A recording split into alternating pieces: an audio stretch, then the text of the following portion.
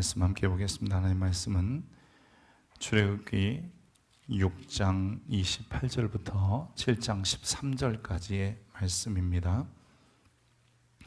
구약성경 90면 혹은 89면에 있는 출애굽기 6장 28절부터 7장 13절까지의 말씀입니다. 이 계시의 말씀을 읽을 때 하나님의 음성이 여러분 심령 깊이 들리기를 원합니다. 여호와께서 애굽 땅에서 모세에게 말씀하시던 날에 여호와께서 모세에게 말씀하여 이르시되 나는 여호와라. 내가 내게 이르는 바를 너는 애굽 왕 바로에게 다 말하라. 모세가 여호와 앞에서 아뢰되 나는 입이 둔한 자이오니 바로가 어찌 나의 말을 들으리이까. 여호와께서 모세에게 이르시되 볼지어다 내가 너를 바로에게 신같이 되게 하였은즉 내 형 아론은 내 대언자가 되리니 내가 내게 명령한 바를 너는 내 형 아론에게 말하고 그는 바로에게 말하여 그에게 이스라엘 자손을 그 땅에서 내보내게 할지니라. 내가 바로의 마음을 완악하게 하고 내 표징과 내 이적을 애굽 땅에서 많이 행할 것이나 바로가 너희의 말을 듣지 아니할 터인즉 내가 내 손을 애굽에 뻗쳐 여러 큰 심판을 내리고 내 군대 내 백성 이스라엘 자손을 그 땅에서 인도하여 낼지라.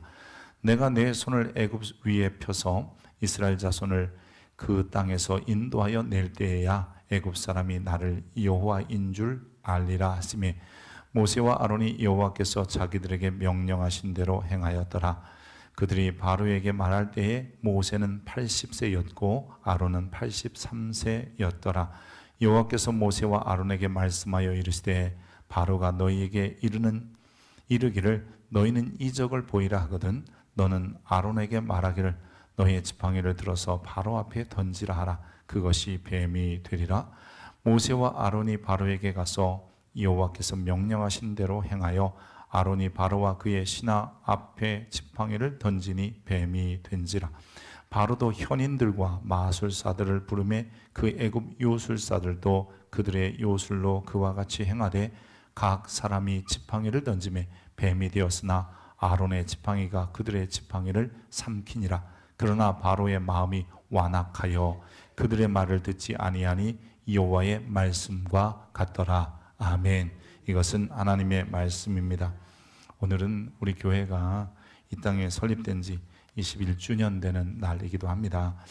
하나님께서 교회를 세우실 때마다 그 교회의 존재 목적, 왜 교회가 이 땅에 존재해야 되는지를 말씀하시지요. 우리는 그것을 교회관 혹은 교회의 비전이라고 하고 그것을 담아놓은 것을 우리는 비전 스테이트먼트라고도 부르게 합니다. 일반적으로 교회관이라고 하는 것은 교회에 대한 생각이나 이해를 표현하는 것으로서 즉 교회가 무엇이며 어떤 역할을 하며 또 어떤 모습으로 존재해야 되는지에 대한 신학적이고 실천적인 관점이나 견해를 이야기합니다. 우리 동인교회는 동인이라는 말이 동행하는 사람들이라는 뜻입니다. 그래서 어떤 모습으로 세상에 존재하는지 이런 이 의미를 공동체 고백이라는 것에 담아두었지요. 우리 교회의 공동체 고백은 이렇습니다. 우리는 예수님으로 인해 하나님을 아버지로 섬기는 자녀가 되어 그리스도를 따라 이 땅에서 하나님과 이웃을 사랑하되 주님 다시 오실 때까지 성령님 안에서 거룩한 교회를 확장한다 입니다. 이러한 교회관에는 세 가지 중심, 즉 우리가 중점을 두고 해야 될 교회의 사명이 담겨져 있습니다. 먼저는 하나님 앞에 예배하는 겁니다. 그래서 우리 교회는 코로나 기간에도 정부의 방역 수칙을 잘 준수하면서 예배의 횟수를 늘리고 그래서 예배를 쉬는 일이 없었습니다. 주일날 예배를 4번을 드려서 우리 성도님들이 다 예배할 수 있도록 했고요. 그래서 앞으로도 예배 쉬는 일은 없는 교회가 될 겁니다. 또 두 번째는 이웃과 동행하는 교회인데 이것은 섬김을 이야기합니다. 그리스도를 따라서 하나님과 이웃을 사랑한다 이런 얘기인데요. 그래서 우리 교회는 개척 초기부터 지금까지 매월 또 혹은 1년에 2번씩 그렇게 사랑 나눔을 하고 또 작은 실천을 감당해 오고 있습니다. 2년 전에는 가까운 불로대곡동 행정복지센터로부터 희망 나눔 이웃으로 선정이 되어서 여러분 교회에 출입하시다 보면 앞에 요만한 자그마한 팻말이 불로대곡동 0075 그래서 7번째 우리 교회가 희망 나눔 이웃이다라고 지정을 받기도 했습니다. 그래서 지금도 연약하고 어려운 사람들이나 또 우리 주변의 분들에게 나누고 또 섬기는 일을 계속하려고 하고 있습니다. 세 번째 우리 교회의 사명이고 존재하는 이유는 세계 혹은 열방과 동행하는 겁니다. 우리는 흔히 선교하는 것 혹은 복음 전하는 것이라고 하지요. 우리 교회가 20년 동안 선교지에 있는 학교도 지었고요, 유치원도 지었고 또 신학교 기숙사도 지었고 또 최근에는 이 아이타 부족의 과학기술대학교, 워낙 큰 곳이기 때문에 전체는 아니더라도 교실 하나는 지어주자 그래서 후원하기도 했습니다. 뿐만 아니라 마사야 지역 교회에 있는 열린문 교회를 건축해서 봉헌하기도 했고요. 우리는 정기적이지는 않지만 그래도 부정기적으로 선교 현장에 가서 직접 선교지를 위해서 기도하고 후원하는 일을 계속해 오고 있습니다. 동행교회는 예수님 이야기 가득한 교회를 꿈꾸고 있습니다. 그래서 예배하고 섬기고 선교하는 공동체로 앞으로도 건전한 신앙 위에 건강한 사역을 감당하는 교회가 될 것이고요. 또 그 일에 여러분 함께 해 주시기를 바랍니다. 자, 이제 우리가 오늘 읽은 본문은 출애굽기의 한 부분입니다. 이 출애굽이라고 하는 것은 애굽을 떠나는 건데 이 애굽은 요즘 말로 말하면 이집트이죠. 그래서 이집트를 나오는, 그래서 탈출하는 내용이 바로 이 출애굽기의 내용입니다. 우리가 출애굽기 혹은 출애굽하면 흔히 자유, 해방, 탈출, 그리고 새로운 땅에 도착하는 것 등등을 연상하게 됩니다. 하지만 이 출애굽의 의도는 그 출애굽을 누가 시켰느냐를 따라서 살펴보아야 합니다. 출애굽은 이스라엘 백성들이 봉기를 일으키거나 군대를 조직해서 나온 것도 아니고요, 사람의 어떤 능력으로 나온 것이 아니라 하나님의 주권적인 역사로 그들을 불러내신 겁니다. 그러기에 하나님 왜 불러내셨습니까를 물어야 되는 거죠. 그런데 하나님께서는 그 백성들이 노역하며 사는 자가 아니라 예배자로 살게 부르신 거고요. 바로에게, 즉 바로는 세계사에서는 파라오라고 읽어요. 이 파라오 이집트 왕에게 속한 자가 아니라 하나님께 속한 하나님의 백성 삼으시려고 불러내신 것이며, 그 땅에서 막연히 하나님을 알던 사람이 하나님과 함께 동행하고 주님의 임재 가운데 살게 하시려고 불러내신 겁니다. 그래서 이런 하나님의 절대적인 주권 가운데 일어난 게 바로 이 출애굽의 역사입니다. 우리에게 하나님께서 우리를 구원하신 사건도 돌아보면요, 내가 능력이 있어서 아니면 내가 무슨 일을 해서 구원받은 게 아니라 하나님께서 세상에 직접 찾아오셔서 십자가의 죽으심으로 말미암아 우리를 하나님께서 구원해 주신 거예요. 그래서 구원도 절대적으로 우리에게 달려있지 않고 하나님의 주권에 달려있는 거예요. 그렇다면 내가 왜 구원받았지라는 것이 아니라 어떻게 해서 구원받았을까가 아니라 하나님께서 왜 구원하셨는지를 물어야 되는 거예요. 그러고 보니까 하나님은 우리를 구원하신 이유는 이제는 나를 위하여 예배하면서 나와 함께 살자 하신 거예요. 그러니까 여러분, 우리를 또 구원받은 이유는, 구원받은 목적은 다른 데 있지 않고 하나님을 예배하는 자로, 즉 세상에서 세상 일만 하고 살다 죽는 게 아니라 하나님 예배하며 살아라. 그리고 세상에 매여서 세속에 속하여 살지 말고 내게 속하여 내 자녀답게 살아라. 하나님도 알지 못하고 진리도 발견하지 못하는 이런 삶 속에서 내가 너와 함께함을 기억하고 내 임재 가운데 살라고 저와 여러분을 구원하신 겁니다. 여러분, 이러기에 우리는 구원의 목적을 잘 성취해 드리는 성도들이 되어야 합니다. 하나님께서는 이런 출애굽의 역사를 위해서 좋은 지도자 한 사람을 세웠습니다. 그 사람이 바로 모세라는 사람이죠. 이제 우리나라에도 대선이 얼마 남지 않았습니다. 어느 나라든지 지도자는 참으로 중요한 역할과 위치에 놓여 있지요. 그래서 여러분, 이번에 좋은 지도자 바르게 잘 선출했으면 좋겠습니다. 모세가 하나님께 부름을 받은 이유는요, 여러분, 그는 겸손한 사람이고 온유한 사람이었기 때문이에요. 그래서 물론 성경에 보면 모세에 대하여 여러 표현도 있지만 하나님께서 하나님 앞에는 늘 겸손한 사람이 모세였고 사람들 앞에는 늘 온유한 사람이 바로 모세였습니다.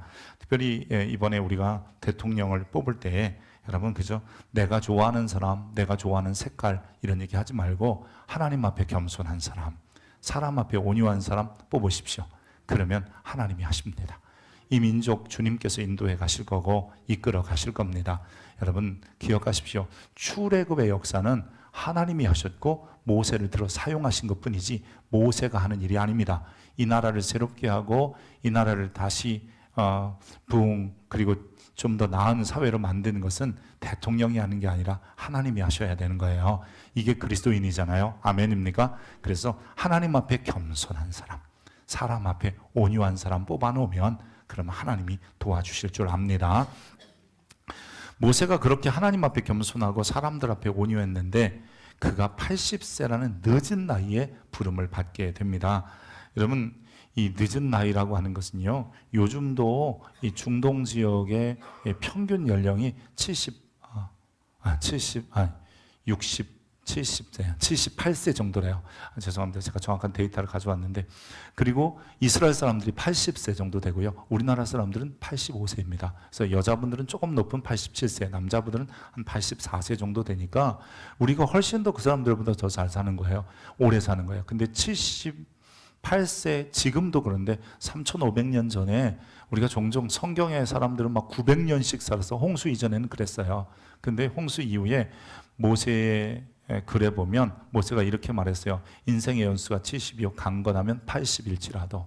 그 당시에는 80 살면 오래 사고 건강하게 사는 거예요. 근데 그 늦은 나이에 하나님이 모세를 부르신 거예요. 나이에 상관없고 여러분 때와 상관이 없어요. 하나님의 부르시면 후회하심도 없고, 그렇게 하나님이 부르신 이 출애굽의 지도자 모세는 120살까지 묵묵히, 때로는 자기가 나이가 들어서 힘이 들어 지팡이를 짚고 다닐지라도 그는 묵묵히 자기의 직분과 역할을 감당했던 인물입니다. 하나님은 모세를 출애굽의 리더로 사용하시기 부르셨지만 모세도 쉽게 예스 하지 못했어요. 모세가 늘 주저하는 거예요. 망설이는 거죠. 꼭 내가 가야 합니까? 그렇게 모세는 5번, 그리고 오늘 본문에도 보면 또 얘기합니다. 나 입이 둔해서 못 가는데요 라고 자꾸 자기가 주저하고 망설이는 거예요. 누구나 다 그럴 수 있습니다. 그런데요, 하나님이 그때 모세에게 내가 너를 바로 앞에 신과 같이 되게 하겠다 이렇게 말씀하십니다. 우리 7장 1절 같이 읽어볼까요? 여호와께서 모세에게 이르시되 볼지어다 내가 너를 바로에게 신같이 되게 하였은즉 내 형 아론은 내 대언자가 대언자는 대변인 혹은 통역관 이런 의미예요. 근데 지금 바로에게 너를 어떤 사람으로 세운다 그랬어요? 신처럼 세우겠다 그래요. 바로 앞에 설 때 모세의 나이 80이에요. 아론이 83세예요. 우리말로 말하면 살 만큼 산 분들이고 이제 얼마 안 남은 분들이에요. 그리고 더군다나 모세가 40년 동안 광야에서 목동의 일을 했으니까 그 행색을 생각해 보면 아무리 꾸며도 얼굴은 가무잡잡했을 것이고 그 풍기는 이미지는 그냥 촌노 시골 할아버지 모습이었을 겁니다. 근데 그에게 하나님 뭐라냐면 바로가 너를 딱 보는 순간 신의 신이 나타난 것처럼 보게 될 거라고 이야기합니다. 여러분 이유가 무엇이었을까요? 이것은요, 파라오, 즉 이집트의 파라오, 우리 성경은 바로라고 읽겠습니다만 어쨌든 이집트의 파라오는 자기 자신을 뭐라고 생각하냐면 나는 태양신의 아들이고 나는 태양신의 현현이야 라고 생각했던 거예요. 여러분 가끔 이집트 영화를 보면 다 뭐예요? 신들의 전쟁, 영화 제목이 그래요. 뭐 그런 영화 제목도 있어요. 신들의 전쟁, 뭐 호르스의 눈, 뭐 이런 말 들어보신 것 같죠? 근데 그런 이유가 뭐냐면 파라오는 스스로 왕이 아니라 그것을 넘어서 신의 현현이라고 생각했던 것이죠. 그런데 지금 이 모세가 왔을 때 바로에게 어떻게 느껴지냐면 그냥 촌노, 즉 늙은이 하나가 온 게 아니야. 그리고 그냥 목동 한 사람이 나타난 게 아니에요. 꼬질꼬질한 그 사람이 아니라 그를 딱 보는 순간 자기가 스스로 신의 현현이라고 생각했는데 또 다른 신의 현현이 자기 앞에 딱 나타나는 거예요.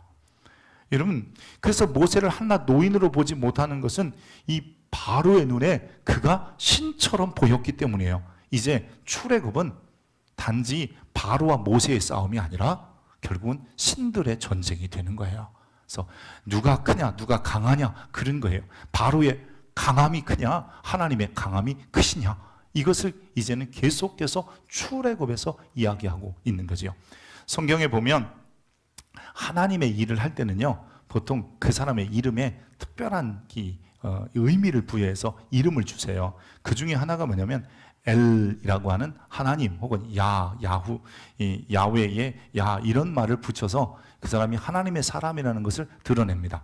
여러분 잘 아는 에스겔, 이 말은요, 여호와께서 강하게 하셨다라는 뜻이에요. 이 에스겔을 좀 더 길게 얘기하면 이스라엘이에요. 그것은 하나님으로부터 강하여진 자, 이런 의미고요. 또 우리가 잘 아는 사무엘, 하나님께서 들으셨다. 엘리야, 나의 하나님은 여호와시다. 야가 여호와라는 뜻이고 엘은 하나님이라는 뜻이거든요. 엘리사, 하나님은 구원이시다. 엘가나, 하나님이 선택하셨다. 이렇게 특별한 이름을, 즉 그 사람 이름 속에 주어서 어디나 가도 하나님이 함께하는 사람, 하나님이 구원한 사람, 하나님이 강하게 한 사람, 저 사람은 하나님의 사람, 뭐 이렇게 이미지를 갖게 했던 것이요. 그래서 이 하나님의 이름을 담고 세상에 나타나서 혹은 선지자로서 혹은 이 역할을 할 때, 사사로서 역할을 할 때 저 사람은 하나님이 보낸 사람이라는 의미를 가지고 있었던 것입니다. 그렇기 때문에 지금 모세가 이 바로 앞에 나아갈 때 바로도 그를 보고 하나님의 사람. 근데 신기하게 바로에게는 엘이나 엘모세, 모세엘 뭐 이러지도 않았고요. 야모세, 모세야 이렇게 부르지도 않았어요.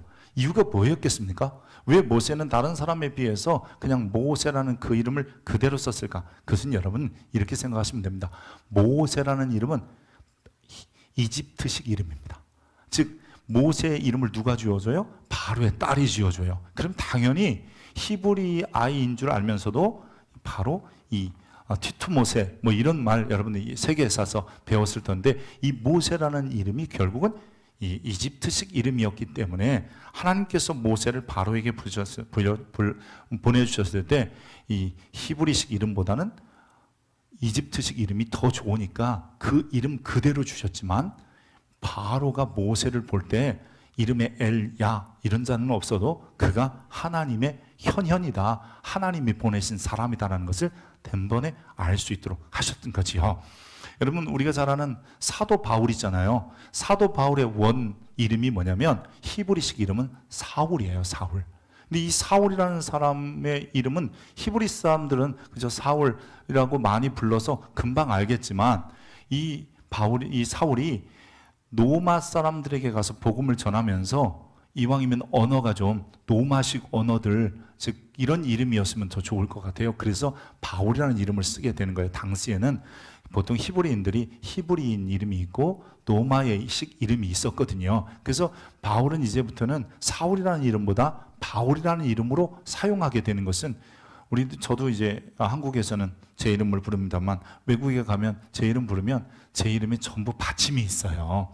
그래서 외국 사람들이 이 받침하기가 굉장히 힘들거든요. 그래서 영어 이름을 가르쳐 줍니다. 그래서 제 이름은 영어 이름으로 뭡니다 라고 하면 그들이 저를 훨씬 더 편하게 부르거든요. 그러니까 하나님께서는 이 모세 그것 자체가 이집트식 이름이었기 때문에 이집트에 가서 사역할 때 그 이름이 적합하다. 하지만 그 이름 그대로 갔는데도 불구하고 바로는 마치 하나님이 힘주시고 하나님이 강하게 하시고 하나님이 같이 하시고 하나님이 선택하신 것처럼 그 앞에 자기가 신인 줄 알았더니 자기보다 큰 신이 있다는 것을 보게 되는 겁니다.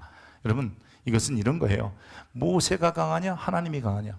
이 바로는 마음이 강한 사람이었어요. 그래서 우리 표현으로는 안 좋게 좀 부정적인 의미로 완악하다, 강팍하다 이렇게 썼지만, 그 말은 뭐냐면 마음이 강한 사람, 고집 센 사람 이런 마음도 있지만 뭐든지 다 하늘과 땅의 권세를 가졌다 이렇게 생각한 거예요. 태양신의 아들이고 모든 권력은 바로에게 있고 그 당시에 최고의 강대국이 바로였으며 바로가 못할 게 없는 사람이에요. 그런데 지금 그런 바로 앞에 하나님의 강한 손을 의지한, 하나님의 하자크를 의지한, 강하다는 말이 히브리 말로 하자크거든요. 이 강한 손을 의지한 모세가 딱 나타난 거예요. 그는 순간 바로는 자기 앞에 있는 모세를 단지 그저 시골 노인이 아니라 하나님의 현현, 신의 현현으로 보니까 움찔하게 되지 않겠어요? 그래서 결국 하나님은 그 모세를 통해서 출애굽의 역사를 이루게 되는 겁니다.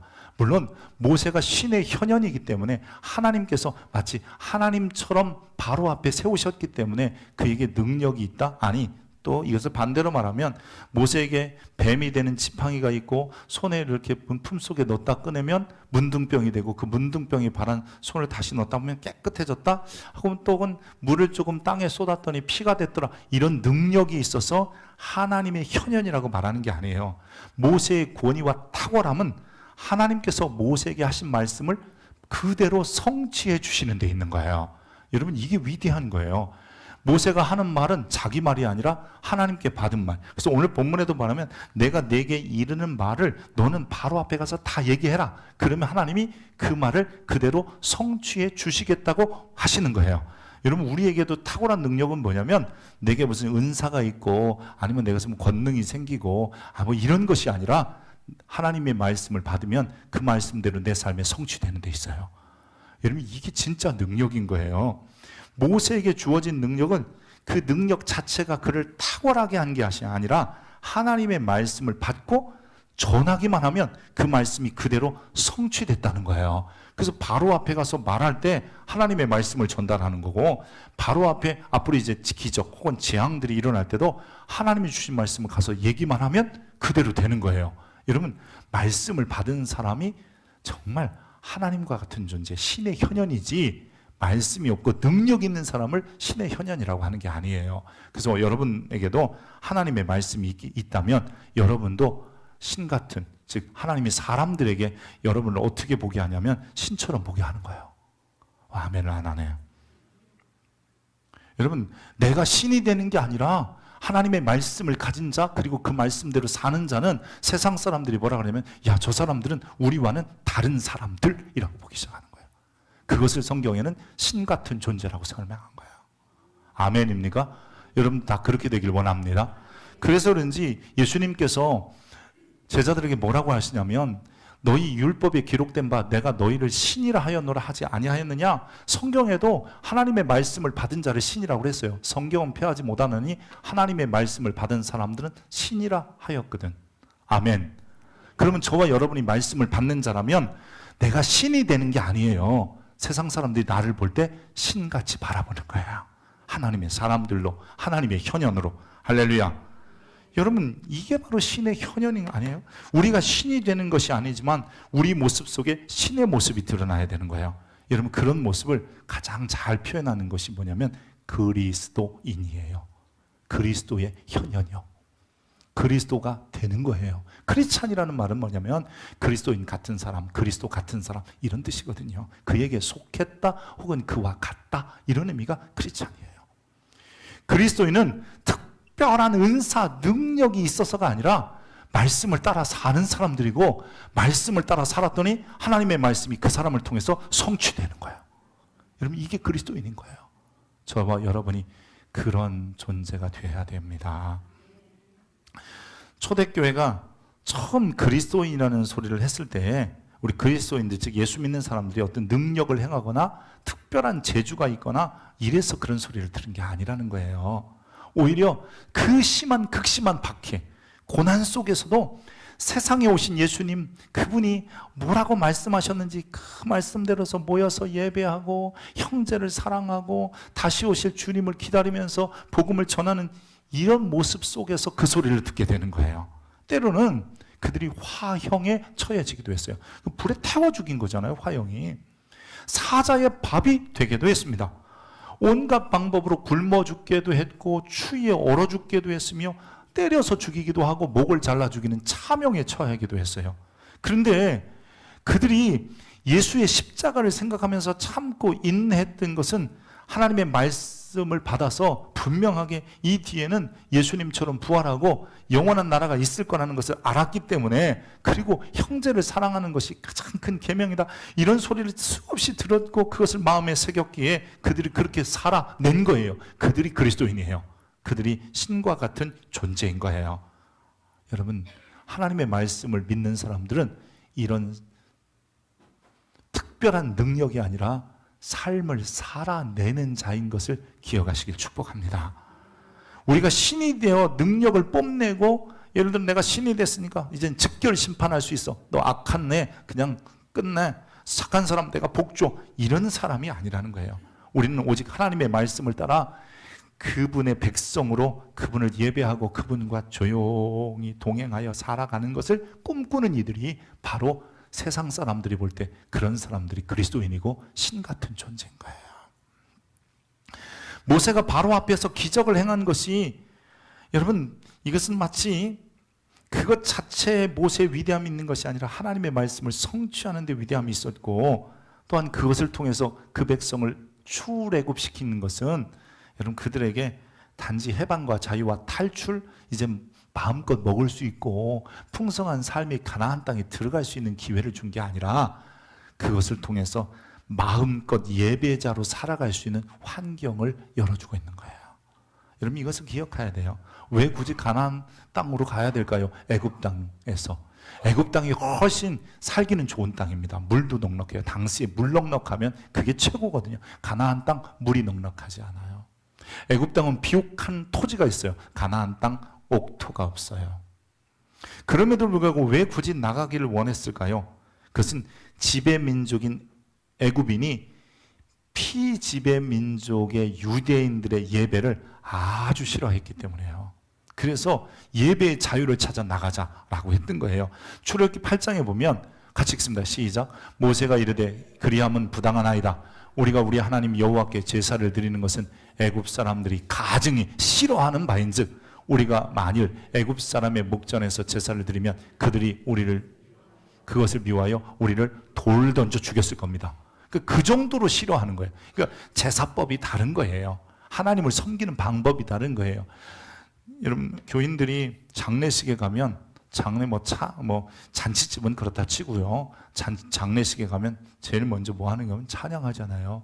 그러니까 안 믿는 사람은 이해가 안 가는 거예요. 지금 곡해도 지금 시원찮을판에 찬양을 하고 기도를 하고 말씀을 듣고 이런 게 결코 쉬운 일이 아니에요. 왜냐하면 그들이 볼 때는 우리의 의식 자체가, 교회의 의식 자체가 별로 이상하다고 느껴지기 때문이에요. 이 바로 지배민족인 애굽인들에게 있어서 피지배민족인 히브리 사람들의 제사 방식은 저건 말도 안 돼. 저건 다 부숴야 돼. 저것들 죽여야 돼. 이런 마음까지 가져다 줄 정도로 미워하고 싫어했다. 그런 거예요. 그래서 가나안 땅에 들어가는 것, 그 백성을 애굽 땅에서, 이집트 땅에서 꺼내내서 팔레스타인 지역으로 들어와 살게 하신 것은 단지 새로운 땅의 갈망이 아니라 하나님을 자유롭게 예배하고, 여러분 하나님을 마음껏 예배할 수 있는 곳으로 하나님께서 인도해 오신 거예요. 왜냐하면 하나님은 우리를 예배 백성 만들기 원하셨기 때문이에요. 여러분 청교도들이 영국을 떠나서 화란을 거쳐 신대륙인 미국 땅에 가게 돼요. 근데 저들이 왜 새로운 땅에 가느냐? 거기 가면 배부르게 먹고 살 수 있다? 그러지 않았어요. 가는 배 안에서도 많이 죽었고요. 그리고 첫해 겨울에 여러분 거의 3분의 2 가까이 되는 반절 이상 되는 사람들이 굶어 죽거나 얼어 죽었어야 돼요. 그럼에도 불구하고 저들이 가서 한 일이 뭐냐? 예배당 짓자. 우리가 신앙의 자유를 찾아왔고 마음껏 예배하려고 오지 않았냐? 이게 여러분 퓨리탄 청교도들의 모습이었어요. 하나님께서는 지금 출애굽시킨 이유는 다른 데가 있지 않아요. 하나님이 우리를 구원하신 이유도 똑같아요. 지금 세상에서 맨날 일만 하다 일하다가 죽지 말라는 거예요. 예배하다 죽으라는 거예요. 아멘입니까?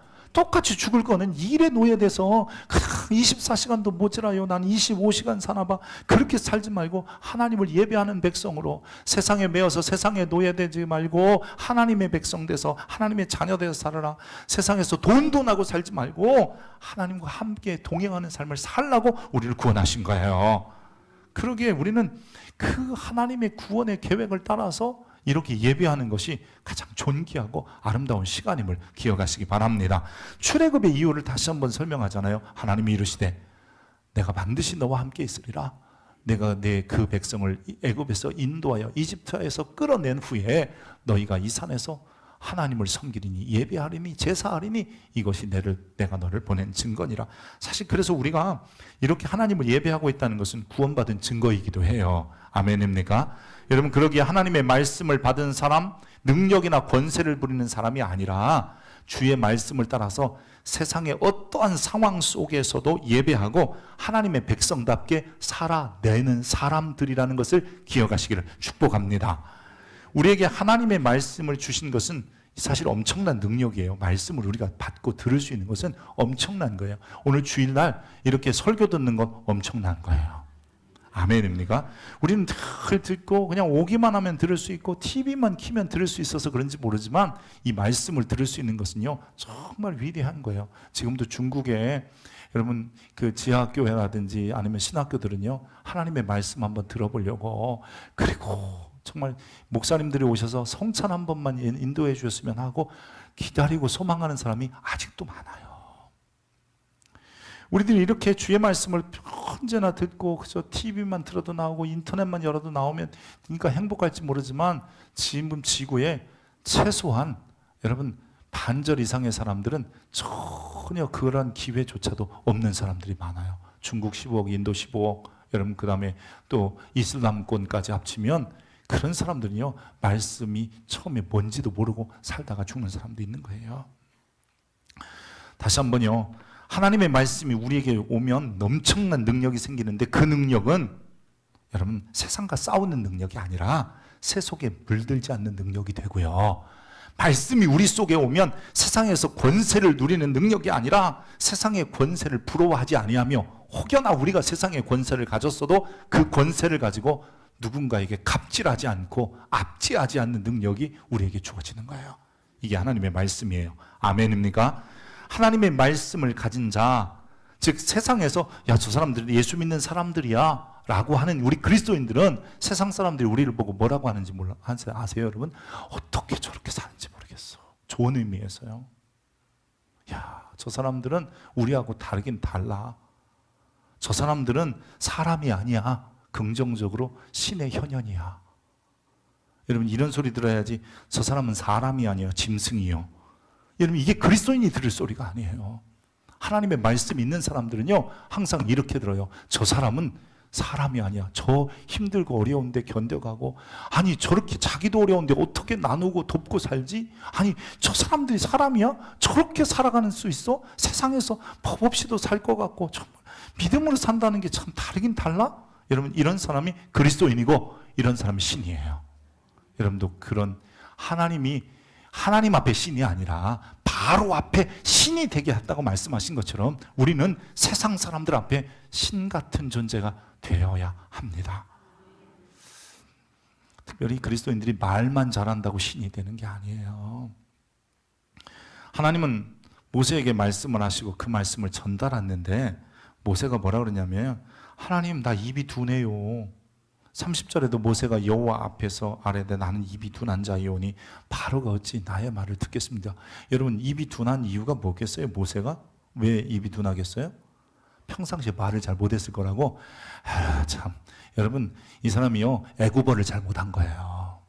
40년 전에 쓰던 애굽어를 40년 후에 가서, 영어는요 저도 영어를 조금 배웠는데요 10년 20년 안 쓰니까요 이젠 자꾸 한국말도 생각 안 나는데, 여러분 그렇지 않아요? 연세 드시면 자꾸 뭐예요? 우리말도 잃어버리잖아요.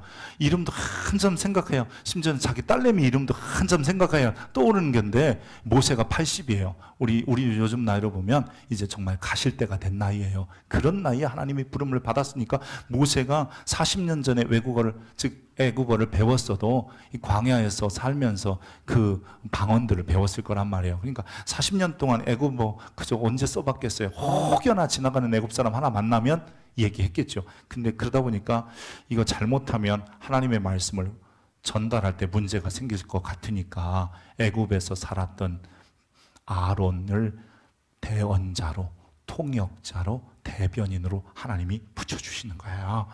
여러분 모세가 그 이름 그 자체에도 그냥 쓰게 하신 것은 애굽식의 이름이었어요. 그리고 또 주님께서 그에게 아론을 붙여주신 것도 그런 이유예요. 여러분 단지 그냥 모세가 말이 좀 어두나 아니에요. 모세가 쓴 시편이나 모세의 노래를 보면 모세 말 잘해요.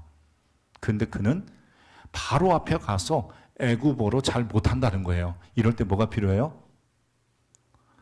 스마트폰이 필요하죠. 그죠? 그냥 갖다 대기만 하면 다 하는 것처럼. 근데 그 당시에는 스마트폰이 없으니까 통역관이 필요했고, 통역관을 바로 앞에 세울 때에 모세의 형 아론을 세운 것은 그래도 형제니까 자기가 말하면 하면 어로 알아들을 만한 이런 사람이니까 바르게 전할 수 있어서 그 형을 붙여주는 거예요. 하나님은 여러분 이 모세에게 형 아론을 붙여주셔서 그에게 하나님의 말씀을 즉 아론에게 하고 혹은 이 아론이 그 말을 바로에게나 백성들에게 계속 전할 수 있도록 했던 것이에요. 여러분 그 말씀을 들은 사람들은 즉 아론이 전해주는 말을 들을 때에 모세의 말은 하나님의 말씀처럼 그들이 사용하는 언어들로 똑똑히 들렸고, 물론 유대인들이 장점이 하나 있어요. 유대인들은 언어를 잘 안 잃어버린다는 거예요. 즉 아브라함이 사용하던 언어들을 지금도 쓰고 있는 거고, 여러분 이 나라도요, 우리나라도 언어를 안 잃어버릴 때 한국 사람이라고 하는 거예요. 외국에서 자란 아이들이요, 특별히 이 미셔너리 키드라고 하는 선교사님 자녀들이 영어만 할 줄 알고 혹은 프랑스어나 아니면 그 나라 언어만 하고 한국말 잘 못하는 경우가 있어요. 그냥 한국 사람 아니에요. 여러분 문화를 지킨다는 것 중에 제일 중요한 게 언어예요. 우리나라 언어가 얼마나 여러분 좋아요. 여러분 지금 듣고 있는데 너무 편하잖아요. 제가 영어로 설교해봐요. 여러분 굉장히 힘드실 거 아니에요. 물론 또 중국어로 해봐요. 몇몇 분 아니면 못 알아듣는 거잖아요. 근데 우리나라 말이요, 유엔에서도 생각할 때 우리나라 문자가 참 좋은 문자, 과학적인 문자다 그래서 지금 소수민족 일부가 우리나라 문자를 가져다가 이 A, B, C, D 대신 기역, 니은, 디귿, 리을을 배워가고 있고요. 이 인도네시아 어느 부족에 가면 한국말로 써있다 그래요. 근데 우리하고 뜻은 다르죠. 근데 하여튼 한국말로 표기하게끔 만들어주는 거예요. 여러분 우리나라 말이 이렇게 쉬운데도 참 많은 사람이 안 쓰는 게 안타까워요. 1억도 안 된대요. 우리나라 말을 쓴 사람들이. 한국어를 쓴 사람이. 앞으로는 좀 여러분 자녀들도 많이 나서 한국말이 전 세계 공용어가 되기까지.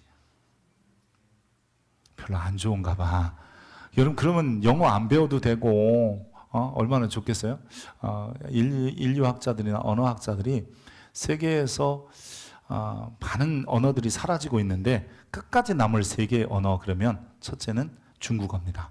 중국 사람들은 그 말을 다른 나라 말을 못 배워서 그 나라 말 좋아하고요. 또 인구도 많고요. 두 번째는 스페인어입니다. 여러분 영어보다 스페인어가 훨씬 더 많이 쓰여지고요. 마지막은 아람어입니다. 아람어는 이슬람 사람들이 꾸란이 아람어기 때문에 결코 버릴 수 없대요.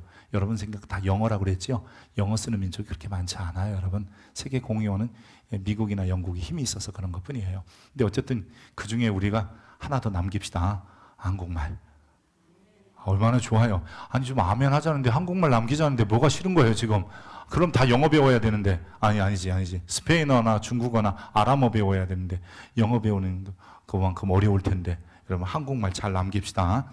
한글날은 아니어도 우리가 말씀을 한국어로 모국어로 들을 수 있는 거 정말 좋은 거예요. 이게 종교 개혁의 위대한 산물이 그 나라 말로 복음을 전하고 듣게 한 거예요. 종교 개혁자들이 성경을 번역하고 이 성경이 오늘 우리에게까지 온 거예요. 어쨌든 여러분 모세가 말은 잘 못했어도 하나님은 아론을 통해서 그 말씀을 자꾸 전달하게 했고 그 말씀을 받는 사람들은 이게 모세의 말이 아니고 아론의 말이 아니라 하나님의 말씀으로 들었다는 거예요. 그랬더니 하나님이 그 말씀대로 나아갈 때 기적 같은 일을 보이시는 거예요. 이런 말씀을 믿고 출애굽에 나간 거예요. 대책 없이 나간 거거든요. 그랬더니 하나님께서 그 환경을 열어주시는 거예요. 광야에서 양식이 떨어졌는데 말씀을 믿고 아침에 가서 보니까 여러분 만나 같은 것들이 사변에 쏟아져 있는 거예요. 말씀을 믿었더니 물이 떨어졌을 때 반석에서 물이 나고 여러분 그저 쓴 물이 달아지게 되는 거고요. 말씀대로 따라갔더니 전쟁이 난 거예요. 아말렉과의 전쟁 속에서 오합지졸인 이길 수 없는데 말씀을 붙잡고 모세는 올라가서 신호하고 여호수아 나가 싸웠더니 전쟁에 승리하는 거야. 이 말씀을 가지고 나갔더니 뱀에 물린 자들도 노뱀을 쳐다볼 때 낫게 되더라는 거야. 여러분 말씀을 붙잡는 성도 그리고 그 말씀을 붙잡고 기도하는 성도의 삶은 강건할 수밖에 없어요. 왜냐하면 하나님이 그 말씀을 성취해 주시기 때문에 그래요. 여러분 믿으십시오. 여러분, 믿음의 사람들은 결국 주님께서 우리의 인생을 푸른 초장과 실만한 물가로 인도해 가십니다. 마침내 그곳에 이르게 하실 겁니다. 하나님의 부르시면은 늦은 때도 없고 후회하심도 없습니다. 내가 지금 너무 늦은 나이에 아니면 이 나이에 뭐 할 거냐고요? 아닙니다. 말씀을 따라 살면 세상 사람들이 여러분을 볼 때 신같이 보일 것이고, 여러분은 하나님이 주신 힘으로 그 말씀을 성취하시는 주님 때문에 힘있게 살아갈 수 있게 되는 겁니다. 더욱이 우리의 삶의 목표는 잘 살고 배불리 먹고 큰 집 갖고 좋은 차 타는 것이 아니라 하나님을 예배하고 하나님의 자녀가 되어서 그분과 함께 동행하는 삶을 살아내는 데 있기 때문입니다. 그게 어쩌면 우리 교회의 목적이기도 합니다. 예배하고 이웃과 하나님을 섬기고 또한 세상의 복음을 전하면서 하나님과 동행하는 삶 살아가는 것 말이에요. 어떻게 살지? 어떻게 견디지? 어떻게 저렇게 행복하지? 어떻게 그렇게도 담대하지? 여러분, 이 소리를 세상 사람들이 그리스도인인 우리를 보면서 해야 될 소리인 거예요. 참 이 어려운 시대에도 이렇게 상사가 안 된다는데도, 이렇게 사면 사람들이 답답하고 힘든 일을 만나는데도 저 사람들은 참 어떻게 행복하고 즐겁고 기쁘게 견뎌가나?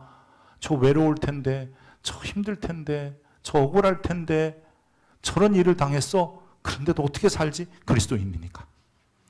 그들이 우리를 볼 때 우리는 신 같은 존재니까 예수 믿는 사람은 살아내, 예수 믿는 사람은 다 저래, 예수 믿는 사람은 저렇더라, 이런 소리를 들을 수 있어야 합니다. 아멘입니까? 우리가 하나님의 말씀을 받은 사람, 여러분 그런 사람이 되면 여러분 신기하게 하나님의 능력을 경험하게 되고요. 내가 말씀을 받아서 신 같은 존재가 되어야 되겠지, 이런 생각을 가지는 순간 귀에 말씀이 들리기 시작합니다.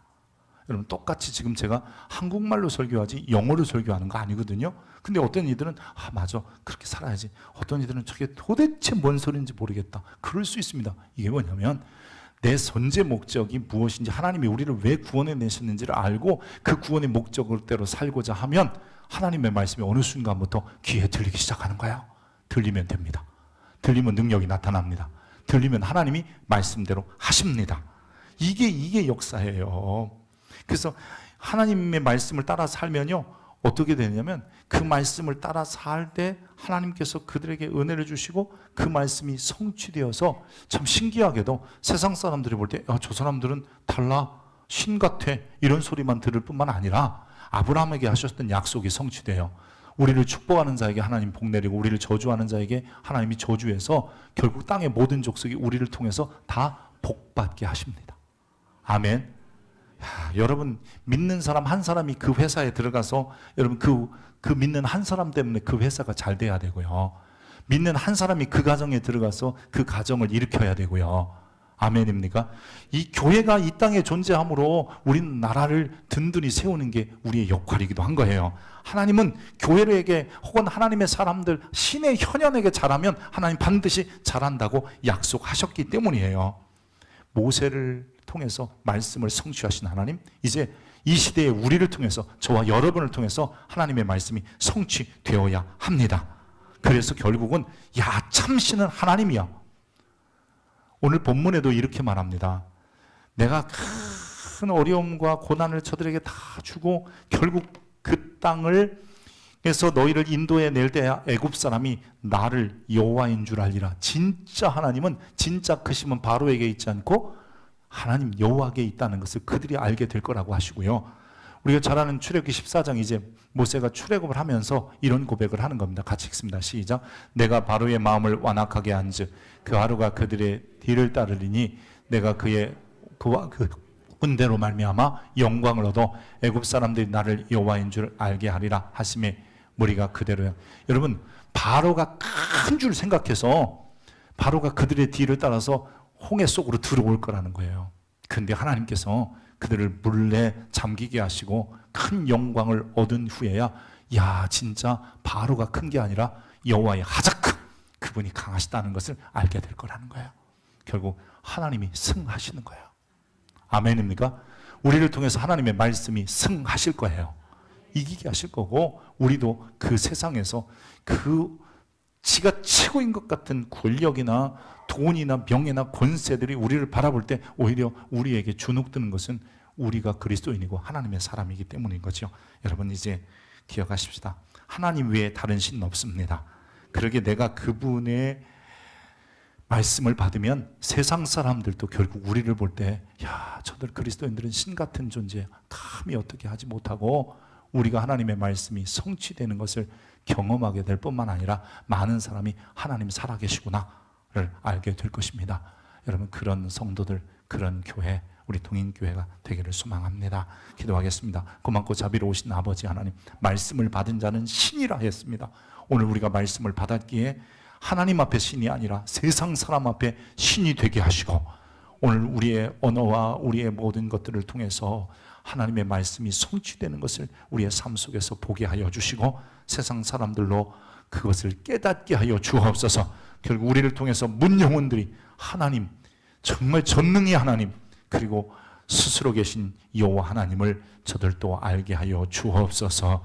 교회를 세워가는 동안에 예배하고 섬기고 선교하는 일을 끊임없이 감당해내는 우리 동인교회와 온 성도들 되게 하옵소서. 우리의 구원자이신 예수님 이름으로 기도합니다. 아멘.